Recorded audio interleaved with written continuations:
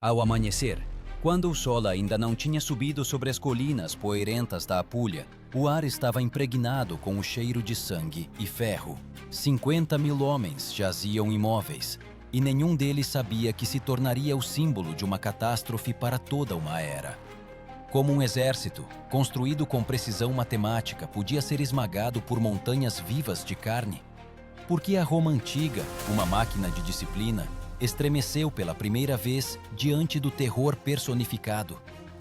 E o que aconteceu com aqueles que sobreviveram sob os pés de monstros que o mundo ainda não conhecia? Segundo Políbio, a Batalha de Asculo em 279 a.C. tornou-se um ponto de viragem na guerra que mais tarde receberia o nome de Guerra Pírrica. O rei do Épiro, Pirro, parente de Alexandre, o Grande, trouxe para a terra italiana um exército que os romanos nunca tinham visto. Entre as falanges habituais estavam enormes bestas com torres nas costas, elefantes de guerra, capazes de virar o rumo da batalha como um único avanço.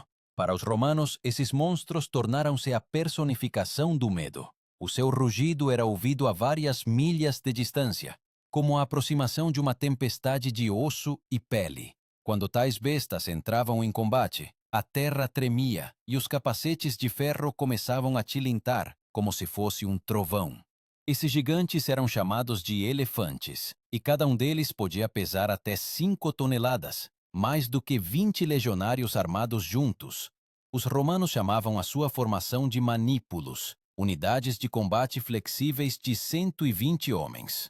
O manípulo permitia-lhes mover-se independentemente, reorganizar-se e atacar de diferentes direções. Mas contra os elefantes, o manípulo era inútil, como água diante de uma onda.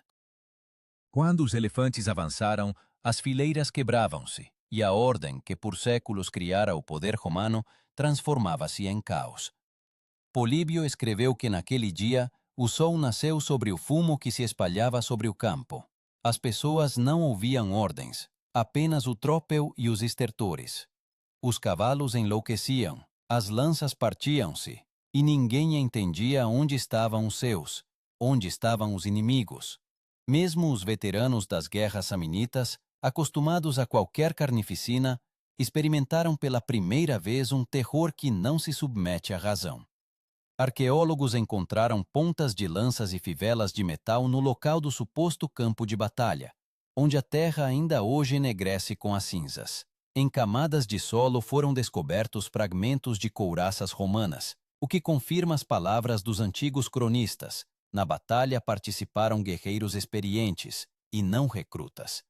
E, no entanto, mesmo um exército temperado em batalhas não suportou a pressão das bestas que ninguém sabia como parar. Uma dessas bestas era controlada por um mahout, um homem que se sentava diretamente no pescoço do elefante. Ele o controlava com um gancho de ferro, sabendo que se a besta entrasse em fúria, ele próprio seria o primeiro a morrer. Esta palavra, mahout, veio da Índia, e foi lá que Pirro emprestou a ideia de usar estes seres em combate. Ele via nelas arietes vivos contra o orgulho romano. Mas até o próprio Pirro entendia. Uma vitória obtida a tal preço não podia ser verdadeira. Quando lhe comunicaram quantas pessoas tinha perdido, ele, segundo Plutarco, proferiu as amargas palavras: mais uma vitória como esta, e perecerei. Assim surgiu a expressão vitória pírrica, um triunfo que destrói o vencedor. No entanto, naquele momento, Roma não sabia que aquilo era apenas o começo, que pela frente haveria mais um encontro com os elefantes, muito mais terrível e sangrento. E seria ali que se decidiria se o homem era capaz de vencer o medo de uma criatura que não entende nem o medo nem a misericórdia. Após Asculo, os romanos confrontaram-se pela primeira vez com aquilo que a sua disciplina não podia prever, com uma arma viva que não podia ser quebrada pela ordem de um centurião. A derrota abalou o Senado. As crônicas relatam que em Roma soavam os sinos fúnebres, embora fosse proibido declarar luto oficialmente. Políbio escreveu: as pessoas falavam em sussurros, como se a derrota ainda as estivesse a escutar. Mas em vez do medo, Roma escolheu a persistência. aquela mesma fria determinação que mais tarde criaria o império. Enquanto no Épiro se celebrava, as legiões romanas reuniam um novo exército, não um exército de elite, não treinado durante anos, mas de simples agricultores, artesãos, pastores. Nisto residia o segredo de Roma. A sua força não estava nos gênios, mas numa fonte inesgotável de pessoas prontas a morrer pela cidade. A cada combatente era entregue uma couraça, um capacete, um pilum, uma pesada lança com cerca de 2 quilos e um gládio, uma espada curta, usada para golpes a curta distância. No total, o armamento e a armadura de um legionário pesavam 25 quilos. Mas a principal arma destas pessoas não era o aço, mas o treino, aperfeiçoado na formação até ao automatismo. Os guerreiros treinavam em formação ao som das trombetas, carnix, como lhes chamavam. Essas trombetas davam sinais para a reorganização, e mesmo no fragor da batalha, o som da carnix era a voz da ordem no meio do caos. No acampamento romano, o dia começava com a ordem signa ferte, avançai com os estandartes. A partir desse momento, ninguém mais pertencia a si próprio, apenas a formação, a linha, a disciplina. Nessa altura, Pirro, segundo Plutarco, compreendia. Ele tinha ganho a batalha, mas não a guerra. As suas tropas estavam exaustas, os seus aliados inconstantes. Os elefantes exigiam uma enorme quantidade de alimento, dezenas de quilos de forragem por dia, e os campos locais não podiam alimentá-los por muito tempo. Aquilo era uma catástrofe logística. Pirro movia-se lentamente, como se sob o peso das suas próprias vitórias. Entretanto, Roma aprendeu a lição. Nos novos legiões surgiu uma unidade especial. Os velites eram infantaria leve, armada com dardos. A sua tarefa era atacar de longe, desorganizar a formação inimiga antes que esta chegasse à linha principal. Ao contrário dos pesados astachi, os velites não usavam armadura, apenas um pequeno escudo e algumas lanças leves. Eles deviam correr mais rápido que o medo. E quando a exploração informou que Pirro novamente levava os seus elefantes para a batalha, os romanos já sabiam quem colocar contra os monstros. Achados arqueológicos na Apulia mostram que os romanos reforçaram os acampamentos, muralhas de terra e madeira, fossos, estacas, até covas com estacas afiadas, armadilhas que mais tarde se tornariam um clássico da fortificação antiga. Historiadores acreditam que essas fortificações não eram apenas uma defesa, mas também um treino psicológico, uma forma de habituar os soldados à ideia de que o elefante não era um deus, mas um inimigo que podia ser enganado. Pirro moveu-se novamente para norte. O seu exército contava com cerca de 40.000 homens, incluindo 20 elefantes. Os romanos apresentaram um número quase igual, mas a sua principal força agora não estava na quantidade, mas na forma como aprenderam a pensar. A tática mudou. Os manípulos deixaram de formar uma parede contínua e agora criavam aberturas, corredores onde os elefantes podiam irromper. Essas passagens não eram por acaso. Os romanos calcularam que quando a besta perdia a orientação, ela se tornava uma ameaça principalmente para os seus próprios. E quando as tropas se encontraram perto da cidade de Benevento, tudo se repetiu. Mas desta vez os romanos não hesitaram. Os velites saltaram à frente, cobriram os monstros com lanças, atingindo-os nos olhos, nas patas, na tromba. Uma fonte antiga escreveu que os combatentes usaram até fogo, tochas amarradas aos dardos. O rugido dos elefantes transformou-se em guinchos. Eles debatiam-se, pisoteando os seus próprios. O campo de batalha transformou-se num inferno em ebulição.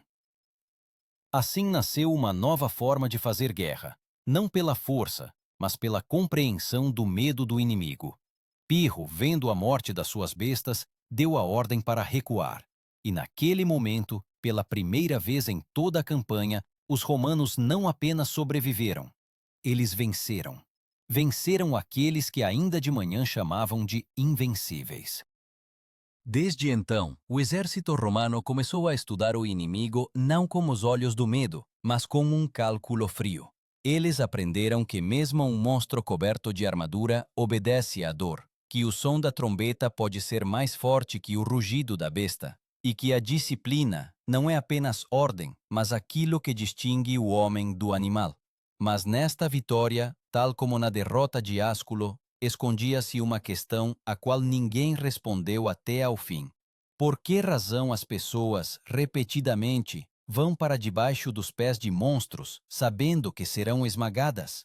Após Benevento, a palavra medo deixou de ser a arma de Pirro. As suas tropas recuaram para sul, e pela primeira vez Roma sentiu que o gigante, vindo do mar, podia ser mortal. Mas juntamente com o alívio veio a consciência. À frente esperavam novos monstros, outros reis, outras bestas, outras guerras. Pirro deixou a Itália, mas a imagem do elefante de guerra permaneceu na memória romana como um pesadelo vivo. Segundo Lívio, Pirro deixou para trás não só campos queimados, mas também uma lição. O monstro que temes torna-se mais forte a cada batida do coração. Desde então, os guerreiros aprenderam não só a manejar armas, mas também a controlar o medo. Nos acampamentos surgiu um novo exercício. Os soldados formavam-se em filas densas, e os centuriões empurravam contra eles carroças carregadas de pedras. O objetivo era simples: não recuar. Assim, os romanos aprenderam a olhar nos olhos do peso, do barulho e da morte. O centurião não era apenas um comandante de 100. Era um homem responsável pela honra da formação. O seu bastão de videira chamava-se vindex, um símbolo do direito de bater no subordinado se este vacilasse. Este bastão era mais pesado do que parecia. Cada golpe lembrava que o medo era um crime. E quando algumas décadas depois os elefantes de guerra reapareceram no horizonte, já não do Épiro, mas de Cartago, os centuriões romanos estavam prontos. A Segunda Guerra Púnica começou em 218 a.C. Desta vez, o inimigo era Aníbal, um estratega que até os inimigos chamavam de gênio. O seu caminho pelos Alpes tornou-se lenda. Políbio escreveu que dos 37 elefantes que ele levou da Espanha, apenas poucos sobreviveram, mas mesmo um era suficiente para semear o terror. Esses animais caminhavam por trilhos gelados, escorregavam, caíam em precipícios, mas continuavam o caminho, como se a própria natureza não pudesse detê-los. Arqueólogos encontraram vestígios de acampamentos nos desfiladeiros alpinos, ossos carbonizados, restos de aveia, pontas de lança de bronze. Tudo isso prova que a travessia não foi uma lenda, mas uma realidade. Cronistas romanos descreveram que mesmo após tal marcha, Aníbal conseguiu descer para a Itália com um exército pronto para a batalha. E novamente do lado dos cartagineses estavam elefantes, agora já norte-africanos, menores que os indianos, mas mais rápidos e ferozes. Os romanos confrontaram-se com eles na Batalha de Trebia. Era inverno, a terra coberta de neve, o rio frio como a morte. As legiões romanas sob o comando de Tiberio Sempronio Longo atravessaram o rio, sem suspeitar que Aníbal já tinha montado uma emboscada. Quando os romanos estavam cansados, molhados, a tremer de frio, Aníbal lançou a sua cavalaria e os elefantes para a frente. Eles avançaram a través do vapor e dos gritos, como sombras vivas de um sonho. Os elefantes batiam com as trombas, quebravam lanças, levantavam pessoas no ar. Mas agora os romanos sabiam o que fazer. Os velites novamente estavam à frente. Eles atacavam de longe, atiravam dardos sobre a barriga das bestas. Alguns legionários atiravam tochas, outros golpeavam com pilums nos ollos. Livio escreveu que quando as primeiras bestas caíram, os legionários levantavam um grito de guerra e o medo transformava-se em fúria. No entanto, a tática de Aníbal era mais astuta. Os elefantes eram apenas um prelúdio, até que os cavaleiros cartagineses atacassem das emboscadas. Roma perdeu Trebia, mas não em espírito. A derrota tornou-se mais uma lição. Como mais tarde diria um dos historiadores, Roma não sabia render-se. Cada perda transformava-se em um manual para uma futura vitória. Em vez do medo, veio uma análise fria. Nos quartéis generais dos legados analisavam cada batalha, como cirurgiões, Autópsia de uma derrota. Por esta altura surgiu um novo termo, turma. Era uma unidade de cavalaria romana de 30 homens, que agia rapidamente para distrair os elefantes e atraí-los para os flancos. A turma movia-se ao sinal da trombeta, e tudo nessas ações era calculado ao instante, onde virar, quando recuar, onde deixar a besta sem apoio. Gradualmente, Roma deixava de ser apenas um exército, tornava-se um organismo, onde cada célula sabia a sua função. E quando, alguns anos depois, Aníbal levou os seus homens para Canas, os romanos já não eram aqueles que podiam ser assustados por um rugido. Eles iam para a batalha não por glória, mas pela memória dos caídos em Ásculo, em Benevento, em Trébia. Mas foi em Canas que os romanos aprenderiam que mesmo a formação mais perfeita pode ser destruída se contra ti estiver uma mente capaz de pensar como tu e agir mais rapidamente. E embora naquele dia a terra novamente tremesse com o tropel dos elefantes, a verdadeira tempestade romperia não no pó, mas nas mentes daqueles que veriam a grandeza de Roma perecer. O calor do verão de Canas queimava a terra, como metal incandescente. O pó erguia-se como uma parede, o sol cegava os olhos, e o cheiro de suor e ferro misturava-se com o aroma de sangue, ainda não derramado, mas já sentido por todos. Era o ano 216 a.C., o dia que se tornou o símbolo da catástrofe absoluta de Roma. Na planície junto ao rio Aufido, encontraram-se 2 exércitos, 80.000 romanos e cerca de 50.000 guerreiros de Aníbal.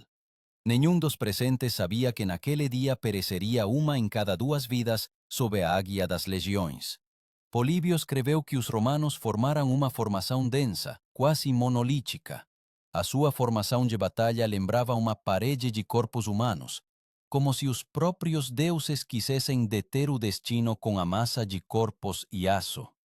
Aníbal, por sua vez, organizou o seu exército de forma diferente, mais fraco no centro, mais forte nos flancos. O seu plano era simples, permitir que os romanos avançassem para o meio e depois fechar o cerco. Era uma armadilha, feita de cálculo e fria confiança. Antes do início da batalha, quando o vento empurrava a poeira do leste, Aníbal trouxe para frente os seus elefantes de guerra.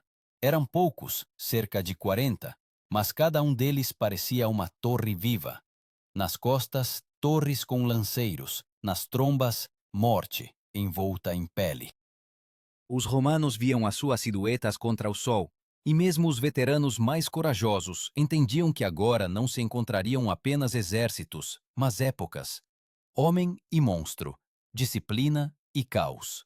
O cônsul romano Lúcio Emílio Paulo sabia que era impossível confrontar estas bestas de frente. Ele ordenou aos velites que atacassem primeiro. Dezenas de dardos voaram pelo ar, guinchando como um enxame de insetos. Os elefantes rugiam, abanavam as cabeças, desorganizavam a sua própria formação. Mas Aníbal estava preparado. Ele usou-os não para um avanço, mas como um impacto sonoro, para cegar, ensurdecer e tirar o ritmo aos romanos. Quando as bestas recuaram, os homens entraram em combate. O centro cartaginês recuava lentamente, e os romanos, confiantes na vitória, avançavam cada vez mais fundo. Era exatamente isso que Aníbal esperava. Os seus flancos fecharam-se como as mandíbulas de uma besta. Num instante, uma enorme massa de legionários ficou encurralada. Na apertada confusão, as espadas não podiam erguer-se, os escudos impediam a respiração. As pessoas morriam não só de golpes, morriam de pé, esmagadas pelos seus próprios companheiros. Lívio descreveu isso como uma batalha onde a morte não conseguia acompanhar o número de corpos. A poeira absorvia o sangue, transformando-se numa lama pegajosa, onde as sandálias escorregavam. Os gritos misturavam-se com o rugido dos animais que, enlouquecidos, pisoteavam tudo e todos. Historiadores calcularam, num único dia, Roma perdeu cerca de 50.000 homens. Nem antes, nem depois, o exército da República conheceu tal horror. Aqueles que sobreviveram contaram que após a batalha, o vento soprava sobre a planície uma fumaça cinzenta, não de fogueiras, mas dos vapores de milhares de corpos. As aves não pousaram no campo durante vários dias. E, no entanto, apesar desta derrota, Aníbal não avançou sobre a própria Roma. Ele estava sobre um mar de mortos, mas compreendia. Não tinha escadas para tomar a cidade eterna. Não tinha máquinas de cerco. Não tinha reserva de homens. Ele venceu, mas não conquistou. E novamente a história repetiu a lição de Pirro. Uma vitória que custou demasiado caro transforma-se em derrota. O próprio Aníbal, segundo Políbio, disse: os romanos não entendem o que é a derrota. Podem ser derrotados, mas não podem ser destruídos. Roma sobreviveu a Canas porque em seus corações permaneceu algo que nem Pirro nem Aníbal poderiam prever: o hábito de retornar. Quando o Senado soube da catástrofe, não declarou luto, nem abandonou a cidade. Segundo testemunhos, os cônsules ordenaram a todos os cidadãos que fizessem um juramento de não depor as armas enquanto o inimigo estivesse em solo italiano. Foi um ato não de desespero, mas de fé. Não nos deuses, mas em si mesmos. Após Canas, uma nova estrutura surgiu no exército: a coorte. Esta era uma formação de 6 manípulos, mais flexível e resistente. A coorte podia agir de forma independente e o seu comandante, o prefeito, tinha maior liberdade na tomada de decisões. Agora cada oficial começou a pensar não como um soldado, mas como um estratega. Roma aprendia com aqueles que a derrotavam. É desta experiência que surgirá uma nova geração de generais: Fábio Cunctator, Marcelo e mais tarde Cipião Africano. Estas pessoas compreenderão que o elefante é apenas um instrumento e que a vitória nasce da inteligência. Eles tomarão tudo o que Pirro e Aníbal lhes ensinaram e o usarão contra aqueles que trouxeram as bestas para o campo de batalha. Mas antes que Roma levante a cabeça, terá de passar por mais anos de derrotas, fome e medo. E cada legionário, entrando em combate após Canas, lembrará o som, não o rugido das bestas, não o grito do inimigo, mas o estalo seco dos escudos a quebrarem-se. O som de como a ordem do mundo desmorona, para que uma nova nasça em seu lugar. Após Canas, Roma tornou-se diferente. A cidade, acostumada a vitórias, aprendeu pela primeira vez a suportar derrotas. Não se apressava mais para a batalha. Esperava, reunia forças, observava. Assim começou a estratégia que mais tarde seria chamada de Fabiana. O seu autor, Marco Fábio Máximo, recebeu o cognome Cunctator, o hesitante. Ele não buscava glória, não se lançava sobre o inimigo, mas o exauria passo a passo. Fábio entendia. Roma devia parar de lutar contra monstros e começar a lutar contra o homem que os comandava. Fábio evitava batalhas abertas. Ele destruía pontes, queimava campos, privava Aníbal de forragem. As suas legiões moviam-se como uma sombra. Apareciam de repente, atacavam as caravanas, retiravam-se para as montanhas. Esta era uma nova forma de guerra, fria, racional, calculada para o desgaste. Roma transformou-se num adversário que não morre, mas aprende. Mas em cada acampamento, sob cada estandarte, a memória dos elefantes vivia como um medo silencioso. O seu rugido parecia a voz de uma natureza alheia, algo que não podia ser vencido pela força. Apenas uma arma podia resistir a isso: o conhecimento. Quando Cipião, o Velho, o futuro africano, iniciou a sua campanha na Espanha, levou consigo não só as legiões, mas também engenheiros. Eles estudavam como a besta se movia, onde estava o seu ponto fraco. Nestas expedições surgiu um novo termo: balista. Era uma máquina de cerco que lançava pedras pesadas ou flechas incendiárias. A sua ideia surgiu precisamente após os confrontos com os elefantes. A balista permitia atingir o inimigo à distância, sem o deixar aproximar-se da formação. Uma invenção, nascida do medo, tornou-se um símbolo de controle sobre o medo. Os anos passaram. Aníbal ainda permanecia em solo italiano, mas as suas tropas diminuíam. Os aliados afastavam-se, os suprimentos esgotavam-se. Os guerreiros, que outrora o seguiram pelos Alpes, morriam agora de fome e exaustão. Cipião compreendeu que uma sombra só pode ser morta se for cortada da fonte de luz. Por isso, propôs um plano ousado. Não esperar por Aníbal, mas atacar a própria Cartago.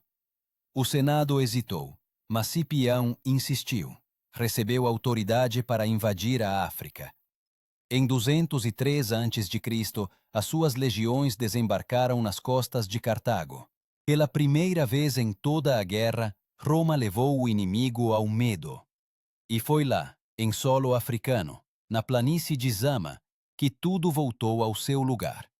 Novamente pó, novamente sol, novamente o rugido dos elefantes. Aníbal, envelhecido mas ainda genial, colocou em campo 80 bestas de guerra, os últimos gigantes restantes. Políbio escreveu que estavam adornados com placas de bronze, e nas suas costas estavam arqueiros. Foi o último gesto de orgulho de uma cidade a perecer. Cipião preparou-se. Ele formou as legiões em xadrez, deixando amplas passagens entre as coortes. Quando os elefantes avançaram, os romanos não fecharam a formação. Pelo contrário, afastaram-se. Os guerreiros tocaram as trombetas, levantaram tochas, fazendo um barulho selvagem.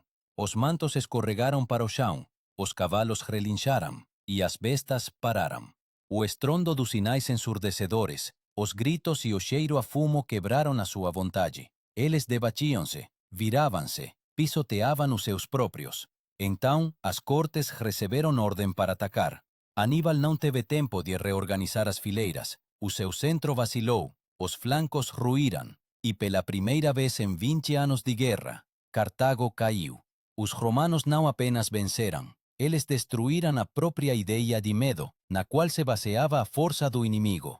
Cipião ordenou que os caídos de ambos os lados fossem enterrados, e segundo testemunhos, permaneceu diante dos corpos dos elefantes por mais tempo do que qualquer outro. Talvez ele compreendesse que havia vencido não apenas o inimigo, mas também o homem em si mesmo, que outrora tremia com o rugido deles. As escavações arqueológicas em Zama confirmam. Foram encontrados muitos pontas de lança, restos de armaduras, fragmentos de ossos de grandes animais. Tudo indica que o combate foi realmente feroz e curto, decisivo. Depois dele, Cartago reconheceu a derrota, pagou uma contribuição e destruiu a sua frota. Assim terminou a Era dos Elefantes, mas a sua memória permaneceu na pedra, em baixos relevos, em moedas, em escudos. As suas imagens tornaram-se um lembrete de que o homem é capaz de vencer até aquilo que outrora considerava sobrenatural. E, no entanto, por trás desta vitória permanecia uma questão que não desaparecia. Se o homem conseguiu vencer a besta, conseguirá ele vencer a si mesmo, quando ele próprio se transformar num monstro que já não teme nada? Após Zama, Roma tornou-se um império antes mesmo de se declarar como tal. A vitória sobre Aníbal deu-lhe não apenas poder, deu-lhe a convicção de que não há força que não possa ser quebrada pela disciplina e pela vontade. Mas nesta confiança já se escondia o veneno, pois quando o medo desaparece, a arrogância toma o seu lugar. Cipião regressou a Roma como um herói. Foi chamado de africano, em homenagem à terra onde caiu o maior inimigo. O povo recebeu-o, cobrindo-o de pétalas, mas ele próprio, dizem, não sorria. Plutarco relata que, uma noite, ele disse ao seu secretário: "Nós não vencemos Aníbal, mas o tempo. Agora ele servirá Roma, até que comecemos a servi-lo." Talvez ele já compreendesse que cada grande vitória carrega em si a semente da derrota. Cartago foi poupada, mas humilhada. A sua frota foi queimada, os seus exércitos dissolvidos. A cidade vivia, mas sem força, sem voz. No entanto, Roma não esqueceu nem perdoou. Passaram 50 anos e o medo do fantasma de Aníbal despertou novamente. O senador Catão, o Velho, terminava cada um dos seus discursos com a frase "Cartago delenda est". Cartago deve ser destruída. E as suas palavras transformaram-se numa profecia. A Terceira Guerra Púnica durou apenas 3 anos. Quando, em 146 a.C., as legiões de Cipião Emiliano entraram na cidade, não foi um assalto, foi uma destruição ritual. Historiadores escreveram que Cartago ardeu por 6 dias e noites.